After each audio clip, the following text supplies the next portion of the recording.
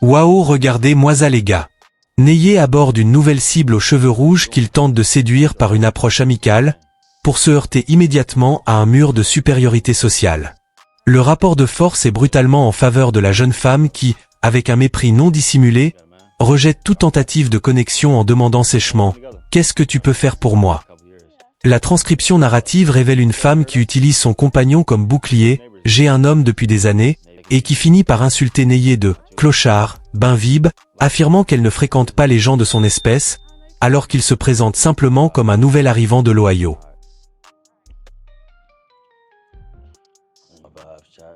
Le point de rupture survient lorsque Neye fait rugir sa McLaren et revient à sa hauteur. La psychologie de la jeune femme bascule instantanément. Celle qui affirmait avoir un homme et détestait les clochards propose désormais de lui faire visiter la ville, justifiant son changement de veste par un simple « Je ne savais pas que tu venais comme ça ». L'arrogance de Neye s'exprime par une déconstruction chirurgicale de cette hypocrisie. Il souligne qu'elle n'est pas authentique et refuse de laisser passer l'insulte initiale. La jeune femme tente alors une défense audacieuse, affirmant que Neye n'avait rien prouvé lors de leur première interaction, ce à quoi il répond qu'il n'a pas à prouver sa valeur pour obtenir un respect de base.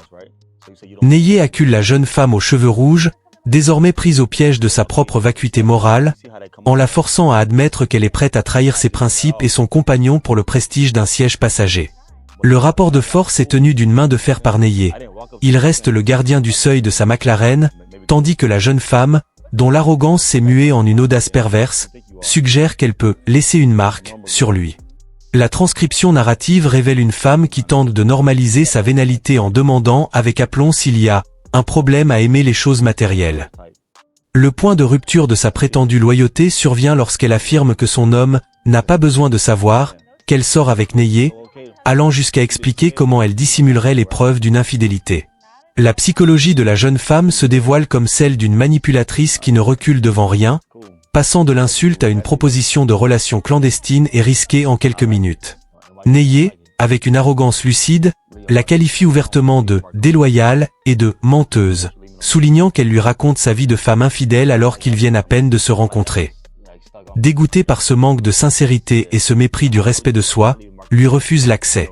Il lui rappelle qu'elle n'est pas authentique et qu'il n'a que faire d'une visite guidée de la ville proposée par une femme dont la morale s'efface devant le rouge d'une McLaren, la laissant seule sur le trottoir avec ses secrets et sa mauvaise foi.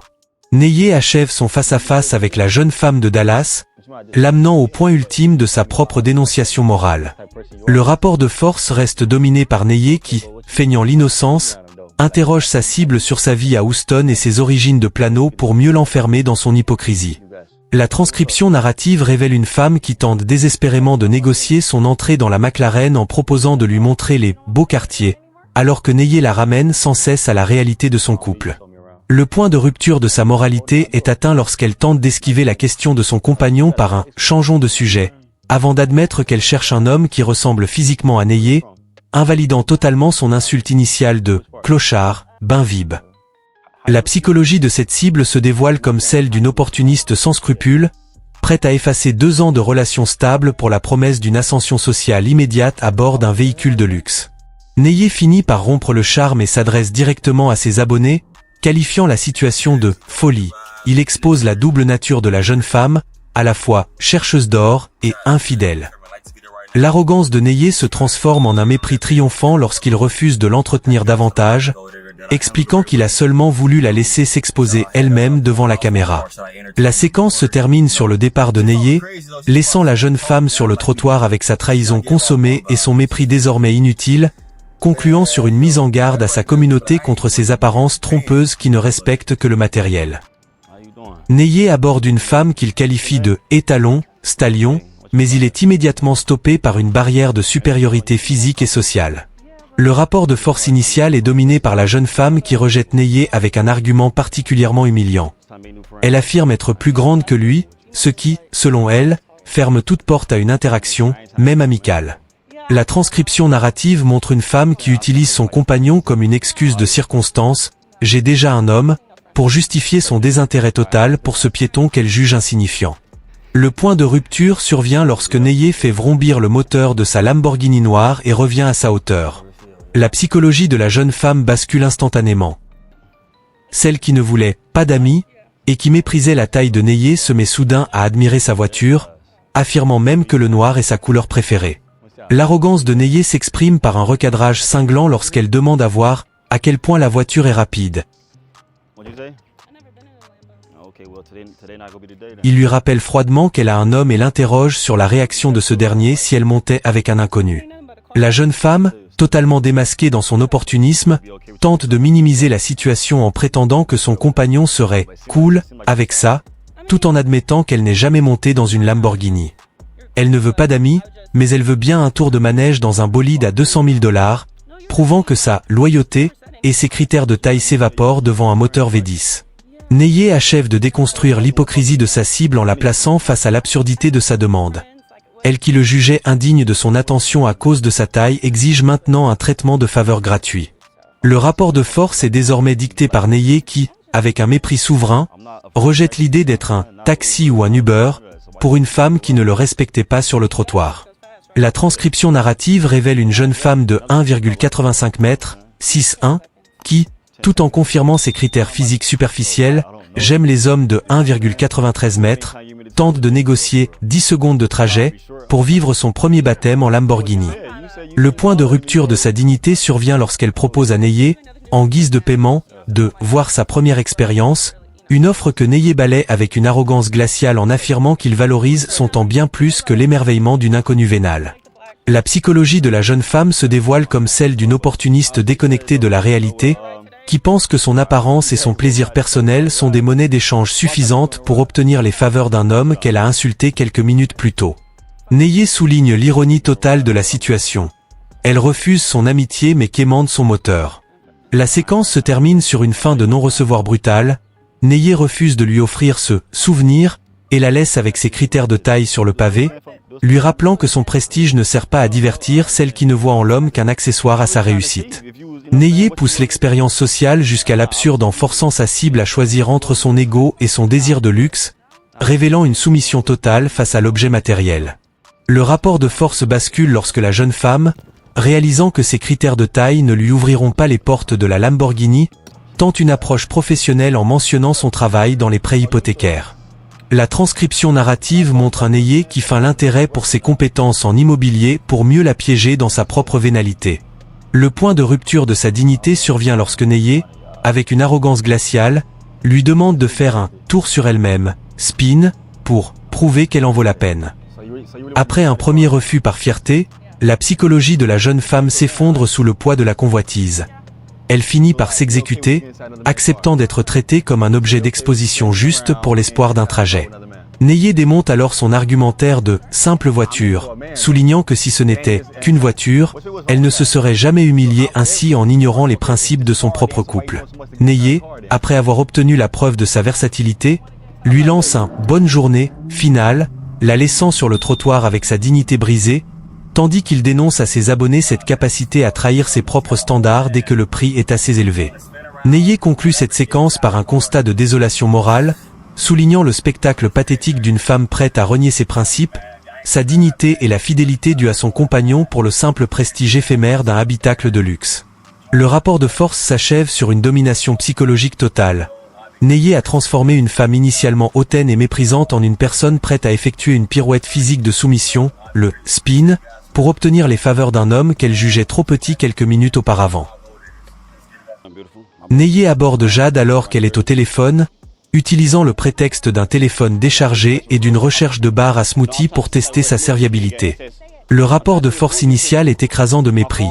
Jade l'accuse immédiatement de harcèlement, « tu essaies de me harceler », simplement parce qu'il lui demande une direction, refusant toute aide avec une agressivité défensive marquée.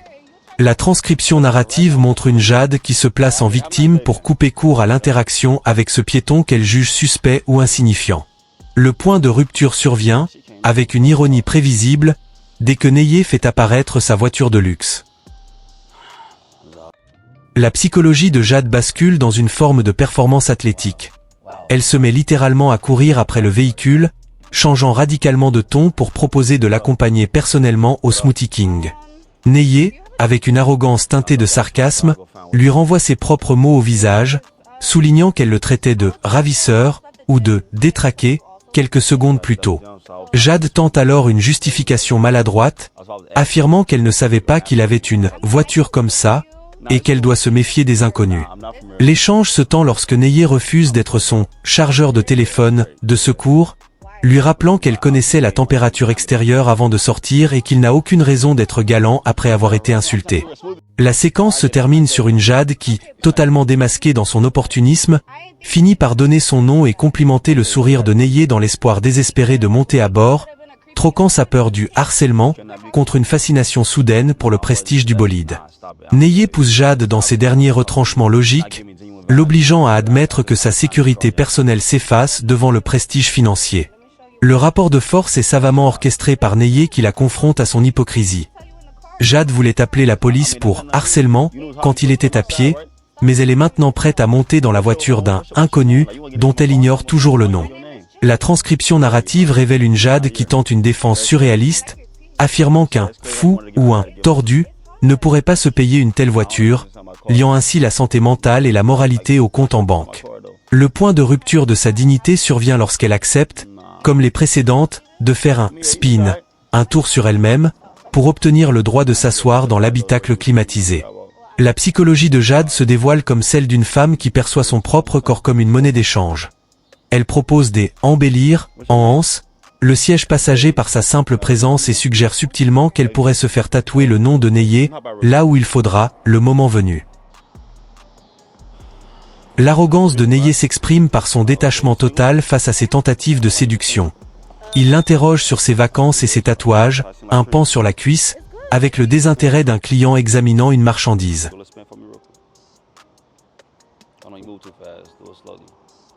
Après avoir troqué son accusation de harcèlement contre une attitude de soumission totale, réalise qu'elle doit maintenant divertir Neye pour rester dans ce luxe qu'elle n'avait pas jugé à sa hauteur quelques minutes plus tôt. Neye installe Jade dans l'habitacle et change radicalement de ton, passant de l'interrogatoire de rue à une exploration directe de son univers professionnel et personnel. Le rapport de force reste pourtant entre les mains de Neye. Bien qu'il semble plus séduit par Jade que par les précédentes, il continue de la traiter comme un sujet d'étude. La transcription narrative révèle une Jade qui assume totalement son statut de hustlée, débrouillarde, partageant sans filtre ses activités de danseuse en club et sa page OnlyFans.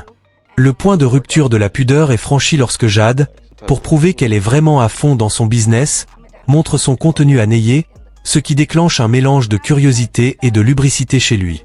La psychologie de Jade se dévoile comme celle d'une femme d'affaires du corps, classant ses contenus par catégorie, kink, fétichisme, et voyant dans chaque rencontre une opportunité d'élévation sociale et financière. Neye, avec son arrogance habituelle, l'atteste en lui demandant si tout cela pourrait être à lui, tout en exigeant d'en voir plus, ses fesses, pour valider la marchandise.